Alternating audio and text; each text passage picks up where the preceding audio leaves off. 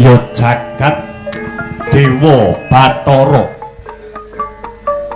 ya jagat Pangestungkara,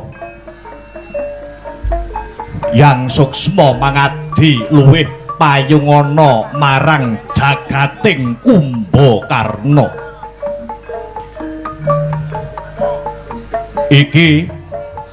Iki yen tak sawang, iki yen tak sawang kaya adikku Yayi Gunawan Wibisana. Nun inggih Kakang Mas, Kakang Mas Kumbakarna. Oh alah adikku di Gunawan Wibisana. Kowe arep menyang ngendi Yayi? Aduh Kakang, Kakang Kumbakarna jimat pepunden kula. Kula sampun boten kuat Kakang. Gunawan Wibisana sampun boten kuat nyawang kahanan wonten ing negari Ngalengka punika. Negarane awake dhewe Ngalengka diraja. Inggih. Negara Ngalengka siang dalu hawanipun tansah panas. Awit saking watak angkara murkanipun Kakang Prabu Dasamuka. Nuwun inggih Kakang Prabu Rahwanaraja. Siang pantaraning dalu Kakang Prabu Dasamuka tansah nyebar lakunista budi candala. Dereng malih Kakang, dereng malih para pejabating negari Ngalengka sakmenika samya nengenaken sifat serakah dakah-dakah. Ora mikir marang kawula cilik, sing dipikir mung blenduke wetenge dhewe. Kamangka Kakang Kumbakarna, kamangka negari Ngalengka menika rumiyin dipun bangun kaliyan utah getihipun para kusuma bangsa. Lah bareng sak menika sakniki negara Ngalengka sampun kecalan kiblat. Pejabat wakiling para kawula anane mung sikut-sikutan, jegal-jegalan, nyikut sing cilik, jegal kang ringkih. Sedaya sampun boten kenging damel patuladan, sedaya sampun boten kenging didamel conto. Menapa malih Kakang Prabu Dasamuka sakmenika wantun nyidra utawi nyolong Rekyan Sinta. Kamangka jagat sampun mangertos Rekyan Sinta menika garwanipun Prabu Rama Wijaya. Nyuwun sewu, kula kinten negari Ngalengka menika kantun nunggu rubuhipun kemawon. Kula wangsuli negari Ngalengka menika kari nunggu wektu rubuhe kemawon. Mila Kakang Mas, paripaksa dinten sakmangke kula pun Gunawan Wibisana kedah ninggalaken negari Ngalengka. Ing pengajap kula saged suwita nyantrik mring Prabu Rama Wijaya Kakang Mas.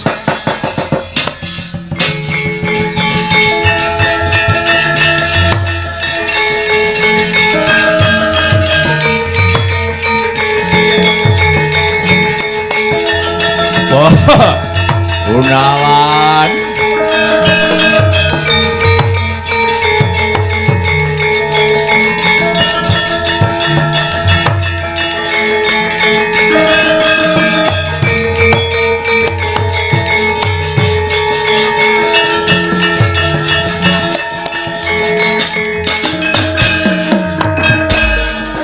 Hagyat risang kapirangu Rinanggul kinempit kempit Duh sang retnaning bawana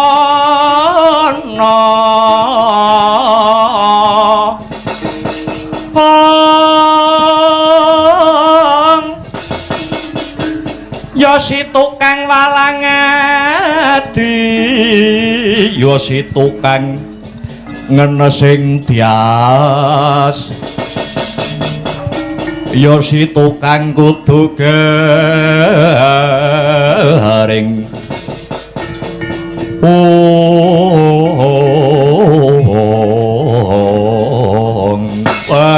ladalah ya jagat ya dewa ya Bathara adikku Yayi Gunawan Wibisana kados pundi Kakang Kumbakarna tumindak lan kelakuane Kakang Prabu Dasamuka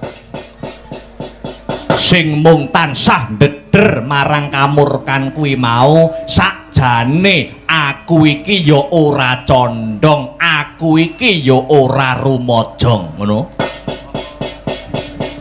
merga aku Kumbakarna ya ngrumangsani tumindake Kakang Prabu Dasamuka sing wani nyolong garwane Prabu Rama Wijaya ya kuwi Rekyan Sinta mau ateges ngrusak marang pagerayu nyures tures ijo iki mengko mesti ndadekake peperangan sing gedhe Gunawan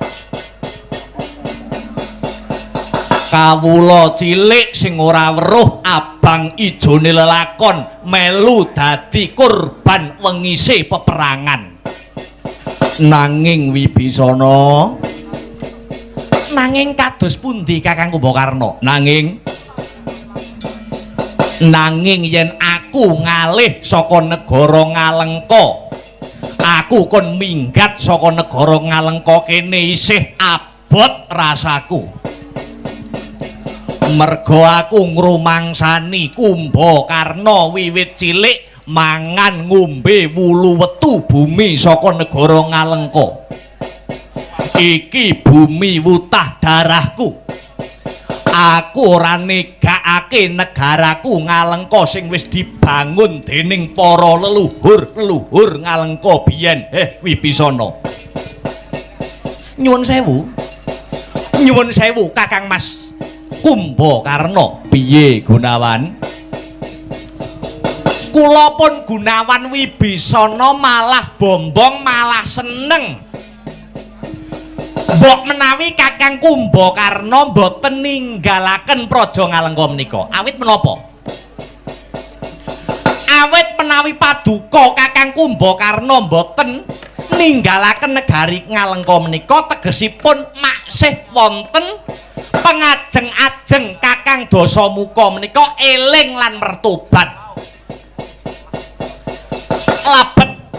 labet paduka Kakang Kumbakarna piyambak ing batinipun inggih tengkah utawi boten sarujuk dening watak kamurkanipun Kakang Dasamuka. Gunawan kados pundi? Karepmu aku mbok kon terus ngelingke Kakang Dasamuka. Nuwun inggih Kakang. Ora kurang-kurang lehku nuturi Kakang Prabu Rahwanaraja. Nanging ibarat mlebu kuping tengen metu kuping kiwa. Kabeh apa sing tak kandhakake babar pisan ora digubris. Kakang Rahwanaraja wis wegah nampa wewarah, wis nampik marang pitutur becik. Endo marang pitutur utama. Mula adiku Di Gunawan Wibisana, kowe aja lunga ya Di, kowe aja lunga saka negara Ngalengka kene. Kancan-kancanana pun Kakang kancanana aku ngandani marang Kakang Dasamuka, kowe aja negake aku Gunawan Wibisana. Kakang Mas Kumbakarna. Piye Wibisana? Ampun ngantos lindru ingkang dados raos panggalih ndika Kakang Mas.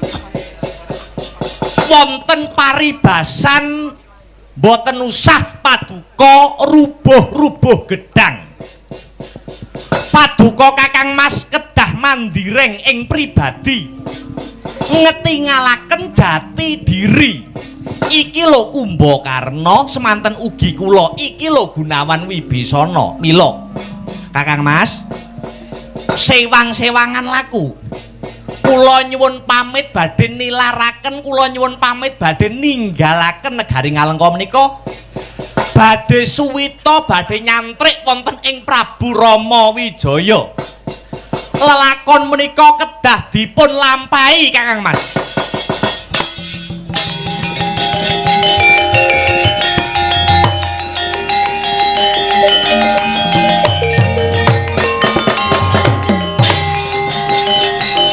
Wah, Gunawan Wibisana. Wah,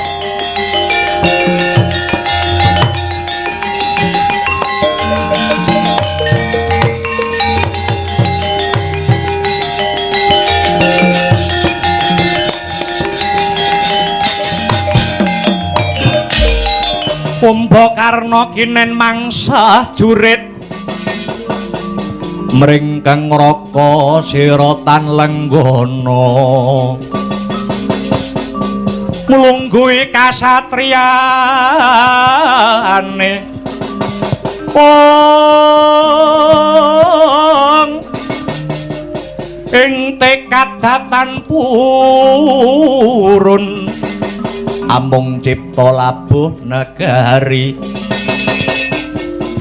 lan oleh yayah rena miyang leluhuripun. Umpaladalah Gunawan Wibisana, adiku Di, kowe negake marang aku Kumbakarna. Yen aku bali marang negara Ngalengka, yen aku bali mulih ana ing Ngalengka muspra tanpa guna. Ya, dina iki Kumbakarna ora bakal balik mulih marang praja Ngalengka. Nanging aku arepe mapan ana ing lengkehing gunung sing jenenge Gunung Gohkarna. Aku ning kono bakal semedi tapa brata marang Gusti kang murbeng dumadi, supaya negaraku Ngalengka kene nggalo antuk pepadang. Durung pati-pati aku jogar anggonku semedi, yen durung antuk wangsit tumrap pepadange negara Ngalengka iki.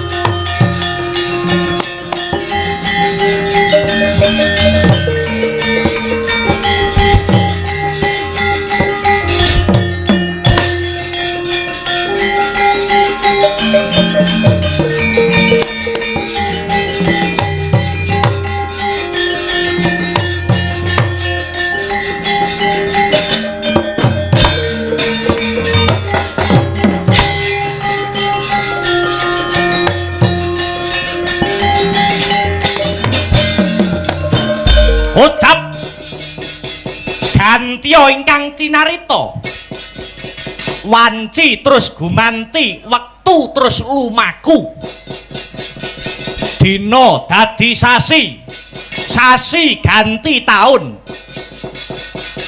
perang sari kudup palwaga datan kena den selaki perang antaraning Wadyabala kethek musuh tanding Wadyabala raseksa perang gedhe dumadi awit saking Prabu Rama Wijaya ingkang ngarsa njaluk baline keng garwa nenggih Rekyan Sinta perang gegempuran jagat kebak sesambat tangis kalindesan wengis Kumara kinebut dewaning Antaka suraing Wadyabala ingkang samya ing payudan ingkang samya nglakoni peperangan surake Wadyabala prasasat hangrangsang langit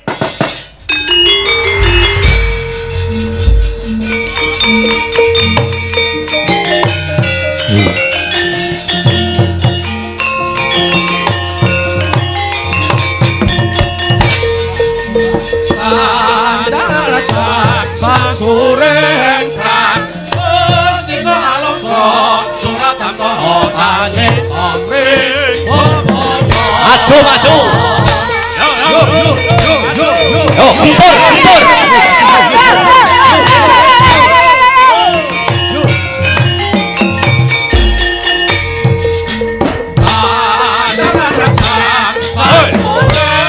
maju maju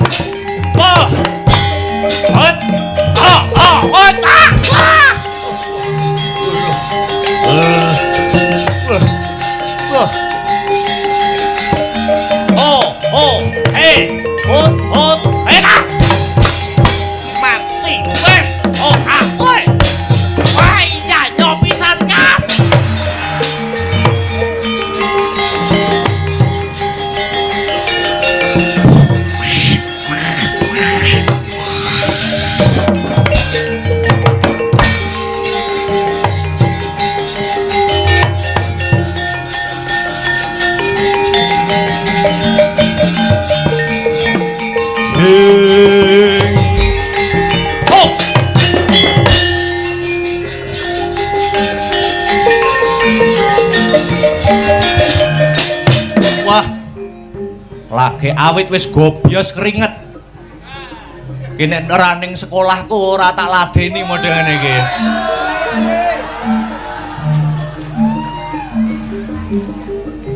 Ho. Ho. Siji, loro, telu, ambruk. Hot. Ho. Ho. Hot. Wah.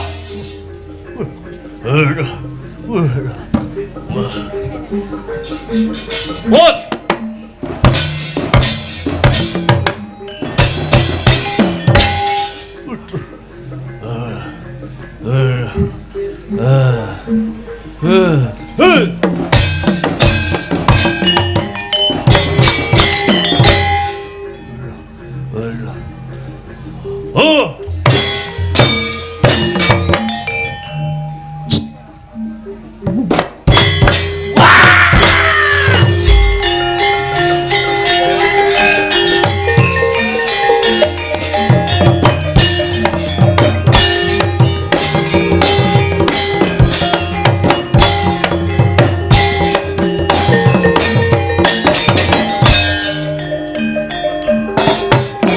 Ayo Burita Semada wani wayangan ra.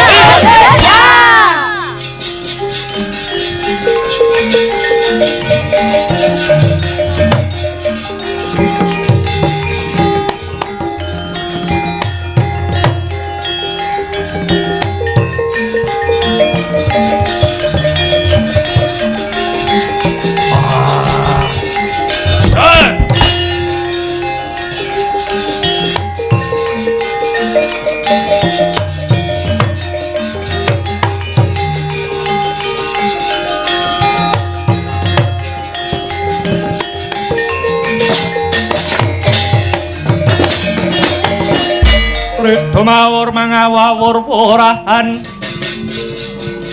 pangarane ngajurit wong maguru gongso tata kaya butula pur pandriting kurang kesti miang dwaja kang kekitir ora kata ingkang dwaja dwaja lelayu sepit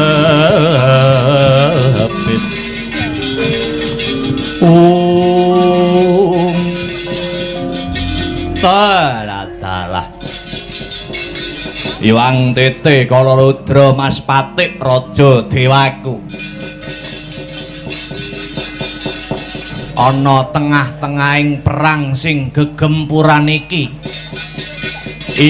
tak sawang kok ana kethek dedeke cebol warnane biru ngaku sapa sing dadi jenengmu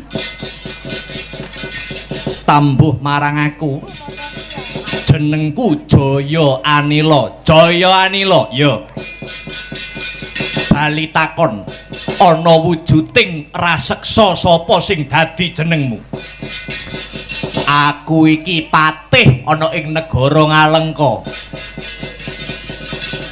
dene kang dadi jenengku ya kuwi Patih Prahasta sapa Patih Prahasta Jaya Anila ana paran yen kepengin kowe dawa umurmu becik kowe mundura kowe dudu mungsuhku kowe ora imbang kowe ora babak mungsuh karo Patih Prahasta mudeng ayo ora usah kakean sumbar kowe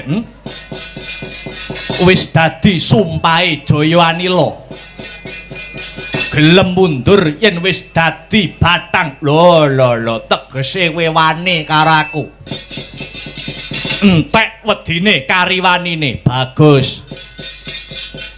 Dedekmu mung cebol musuh karo aku sing gedhe dhuwur.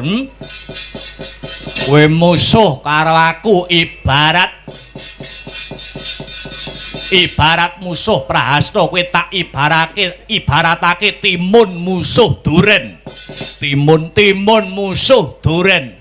Timune sapa, durene sapa? Timune kowe, durene aku. Timun keceblokan duren dadi sewalang-walang. Mudeng. Kowe musuh lawan Jayawanila ibarat kaya tomat musuh watu. Lah iki wis ra gelem kalah nek sumbar. Tomate sapa, watune sapa? Tomate kowe, watune aku. Tomat keceblokan watu mecotot utekmu kowe. Wah, salah. Wis wani karo aku, sentek wedine kariwanine. Maju, kelakon tak geget siung pengapitmu bialiaran ngejak pirang dina ladeni kowe. Oh, tibake mbat-mbat jalin dadi apa kowe?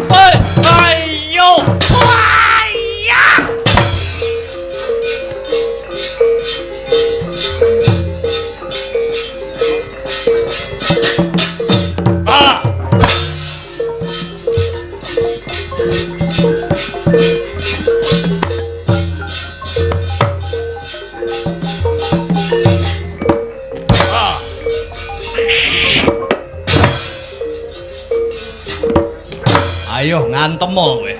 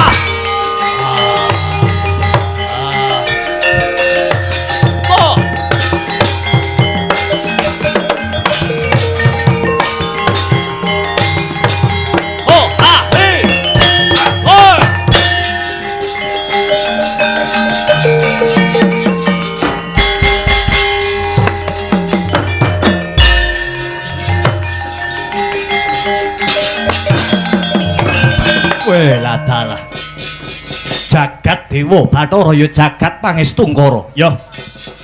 Patih Prahasta ora kena sinangga enteng. Ya.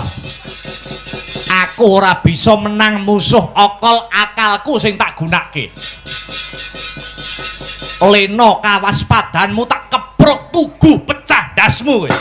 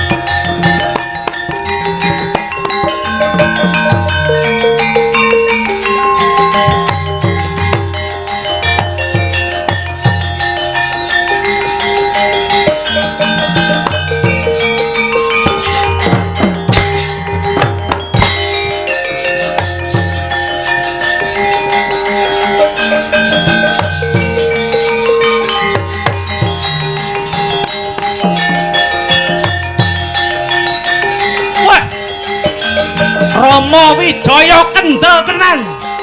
Bangsat.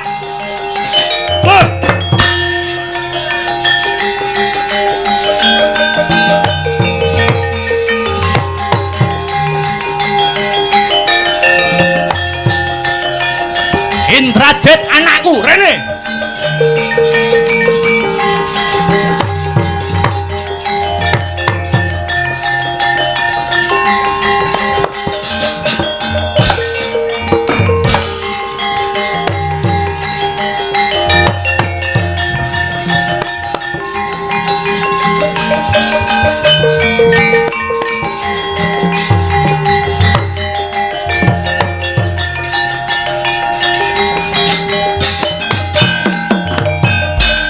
Surmah wayun dasa muka goro rupa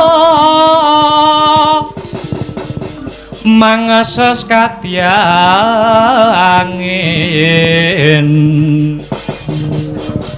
pangsempal kaprapal selo-selo kaplasa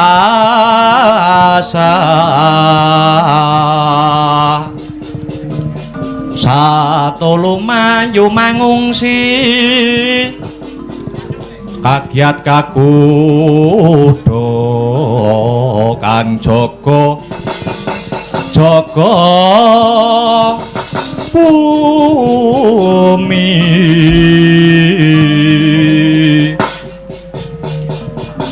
malaning kerak leketeking jagat gelah geleng bumi panuks maning jajil laknat sukertaning bawono.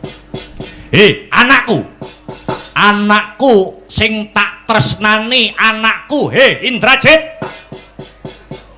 Kula wonten dawuh tinimbalan Kanjeng Rama Prabu Dasamuka. Ora kaya sing tak bayangke, Jit. Rama Wijaya kendel tenan. Liripun kados pundi Rama Dewaji?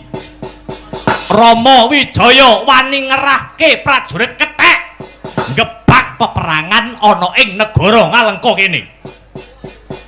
Dheweke ora trima karana bojone ya kuwi Rekyan Sinta ndak colong, Jit. Nuwun inggih sinuwun. Perang iki nyebabake akeh prajurit Ngalengka sing dadi korban. Akeh prajurit Ngalengka sing padha gugur ana ing palagan.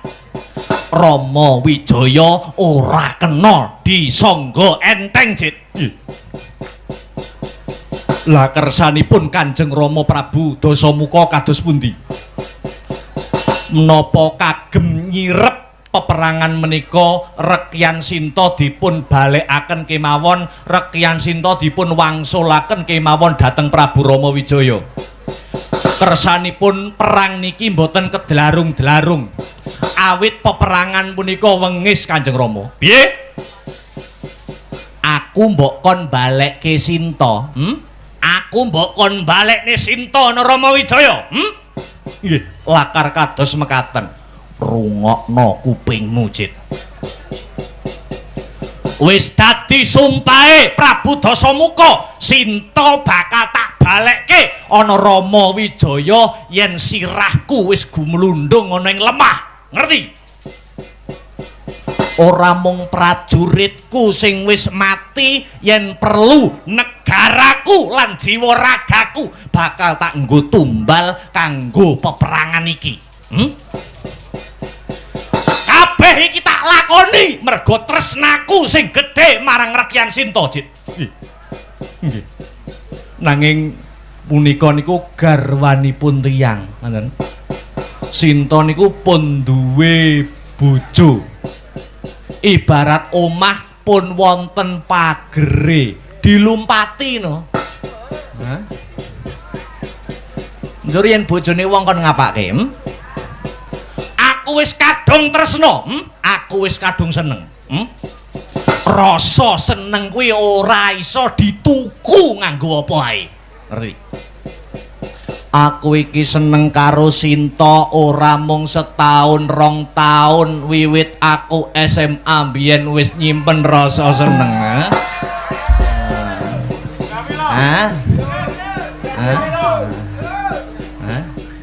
Aku ki yen nyawang aku ki ndelok Sinta ora kuat, Jit. Aku ora kuat. Dasare wonge ayu yen mesem ngungkuli madu.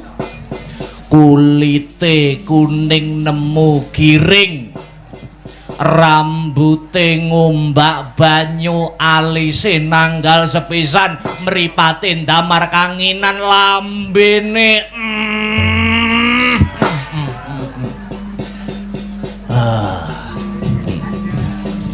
lambene tipis yen kecap iso muni mak bayuh rontok atiku.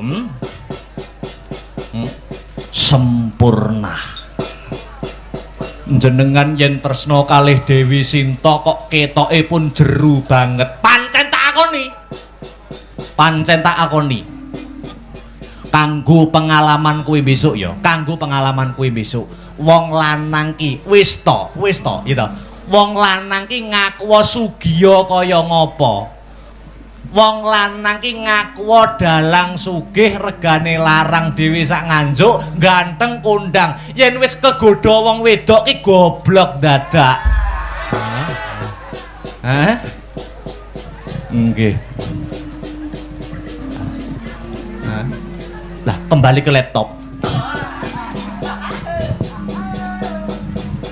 Perang kekempuran iki wis akeh prajurit Ngalengka sing wis dadi korban, kelebu patih negara Ngalengka ya kuwi Paman Patih Prahasta uga dadi korban wengising peperangan. Miturut gagasanmu piye, Jit? Nggih. nuwune sewu sumela atur Kanjeng Rama. Piye? Kuncinipun jane mboten sanes keng Paman Parang Untara. Sapa? Paman Gunawan Wibisana. Paman Gunawan Wibisana rikala semanten paduka tundung, paduka usir saking negaring Alengka. Pepuntonipun lajeng ambyur dados setunggal kekuatan kalian barisanipun Prabu Rama Wijaya. Mila Kanjeng Rama, mila menawi to prajurit Ngalengka kathah ingkang sami dumugining tewas, ngantos Paman Patih Prahasta ugi gugur wonten madyaning palagan amargi konangan kelemahanipun, konangan pengapesanipun. Sejatine inggih awit saking tumindakipun Paman Gunawan Wibisana ingkang nuduhaken pengapesan-pengapesan kelemahanipun prajurit negara Ngalengka. Weh. Pancen iblis laknat ke Gunawan Wibisana. Ora kena digawe becik. Mapan ning negara Ngalengka biyen kene tak muktekke, awan bengi mung tak uja saking Raja Brana. Tinemune jebul dadi pengkhianat, ambyur dadi siji karo barisane musuh. Parat. Jet wonten dawuh, jet wonten dawuh. Yen nyawang peperangan sing banget gegirisi iki, saya dina saya akeh prajurit Ngalengka sing dadi korban.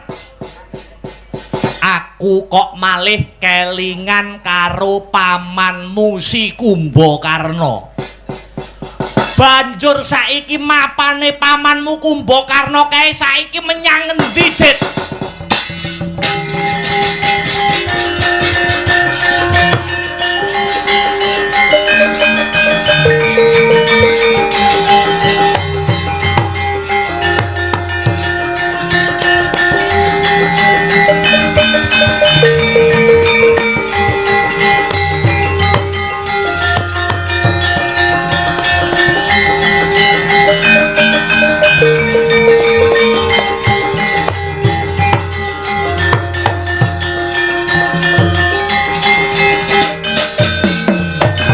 Bumi gunjing langit kelap-kelap katon, lirikin canging ris-risang maweh gandrung,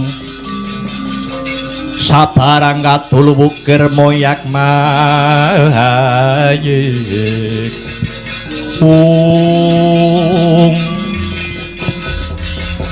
nyuwun sewu Kanjeng Rama sumela atur. Ya piye Indrajit?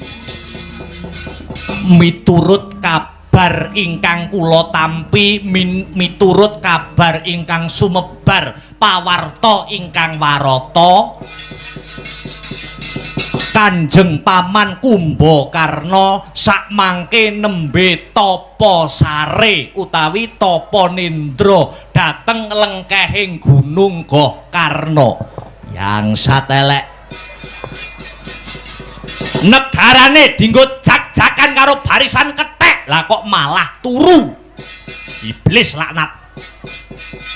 Janjane kelakuane pamanmu Kumbakarna kae ya padha karo si Gunawan Wibisana. Mesti ora cocok karo apa wae sing tak lakoni. Nanging ya wis ben ora dadi ngopo. Yen Kumbakarna tak kongkon maju dadi senopati negara Ngalengka, mungsuh prajurit Rama Wijaya mesti wegah. Amarga si Kumbakarna ora condong karo tumindakku sing wis wani nyolong Rekyan Sinta. Lajeng kersanipun Rama Dewaji kados pundi? Durung tapis sing dadi butiku, durung gusis reka dayaku. Jet kula wonten dawuh, kowe ngerti ora? Bedes-bedese Rama Wijaya kuwi mapan mesanggrah ana ngendi? Wonten perenging gunung Mangliawan ingkang sisih kidul. Banjur kowe ngerti ora? ing berenging gunung Mangliawan sisih kulon kae ana apane? Menika wujudipun petilasan ingkang nami Astana Mangliawa. Bagus. Astana Mangliawa kae papan kuburane leluhur-leluhur negara Ngalengka. Gunung Mangliawa sisih kulon kae ana kuburane mbah-mbahmu leluhur Ngalengka biyen. Kayata eyangmu Sukesi, eyangmu Wisrawa, buyutmu Sumali. Kabeh dikubur ana kono. Kelebu eyangmu Jambu Mangli. Nggih. Lajeng kados pundi? Aja wedi kangelan. Kuburane mbah-mbahmu kaya bongen, Jit. Kados pundi? Diobong budhek kupingmu. Astana Mangliawa Digawe Karang Abang. Mengko yen kuburane leluhur-leluhur Ngalengka wis diobong, menawa si Kumba Karna ngerti mesti bakal nesu. Dikira prajurite si Rama Wijaya sing ngrusak lan ngobong Astana Mangliawa mau. Sakwise Kumba Karna nesu mesti dheweke bakal gelem maju dadi senopati. Mateni barisan-barisan prajurite Rama Wijaya. Piye panemune Indrajit piye? Waduh, nyadong duka Kanjeng Rama. Kula ajrih menawi nampi kuwalat amargi ingkang dipun obong punika papan pesarianipun leluhur-leluhur negari Ngalengka. Wong wis mudhar ki ora bakal malati. Ngeri. Sing kok wedeni ki apane? Kowe luwih wedi ngendi karo sing wis mati apa karo bapakmu sing isih meger-meger urip? Nanging menika papan pesarianipun leluhur-leluhur negari Ngalengka wonten paribasan. Wis lambemu aja guneman ae. Ora usah kenyih. Ora usah bantah karo bapakmu kowe. Menawi kula dosa kados pundi, yen ana dosa bapakmu sing bakal nanggung, ngono? Obongen nek ana walate dosa muka sing bakal nyangga. Ngeri? Ora gelem budal tak babat gulumu. Lho niki ngestaken dawuh nyuwun pamit Kanjeng Rama.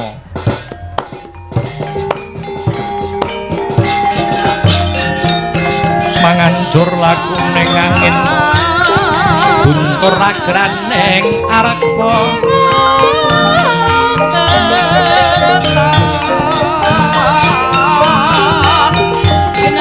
Kukur agraning arga kuruh karnita. Kuruh karnita kakiri-kiri.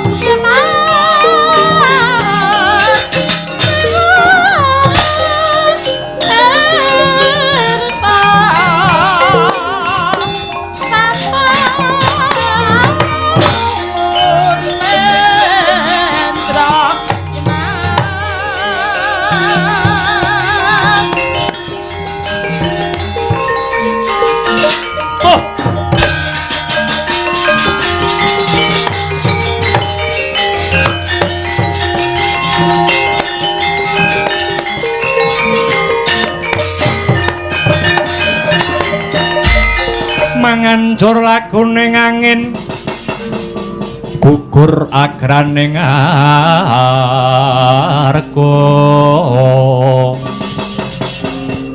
Guruh Gurnita kagiri-giri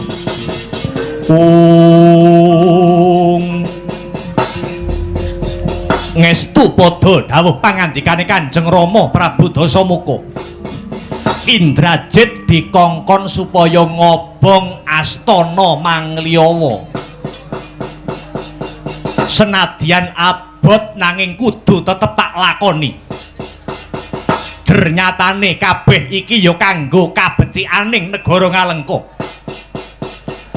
ya sedaya para leluhur-leluhur Ngalengka ingkang sampun semari keng wayah pun Indrajit nyuwun pangapunten sedaya kala wau mboten saking niat kula kepengin damel risak papan mriki nanging kula namung dapur ngestokaken dawuhipun Rama kula Prabu Dasamuka tak obong astana Mangliyawa kene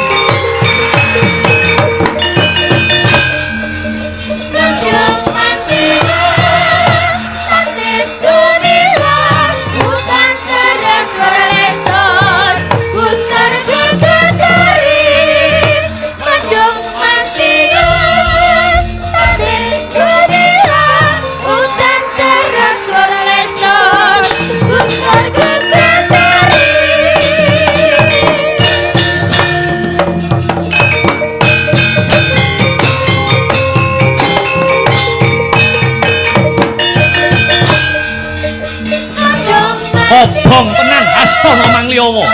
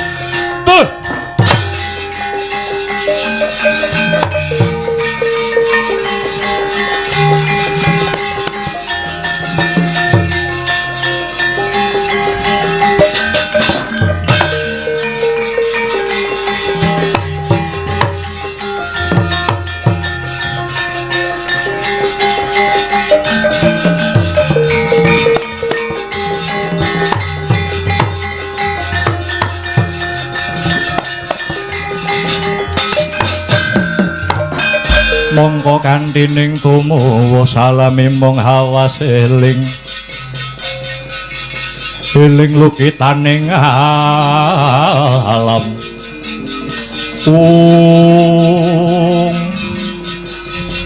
piye Cit astana Mangliyawa apa wis kok obong sampun Kanjeng Rama sedaya perintah paduka sampun kula tindakaken. Bagus, bagus. Kurang siji kewajiban sing kudu mbok lakoni. Menapa Kanjeng Rama Dewaji? Mbuh piye caramu, mbuh piye reka dayamu. Kowe kudu bisa nggugah pamanmu Kumbakarna. Pamanmu Kumbakarna sing ana lengkeng Gunung Gohkarna sing turu dina iki gugan. Yen wis kasil mbok gugah aturana pamanmu Kumbakarna supaya madhep marang pun Rama. Makaten. Yo. Aja kesuwen enggal budhal dina iki ngestakaken dawuh Kanjeng Rama.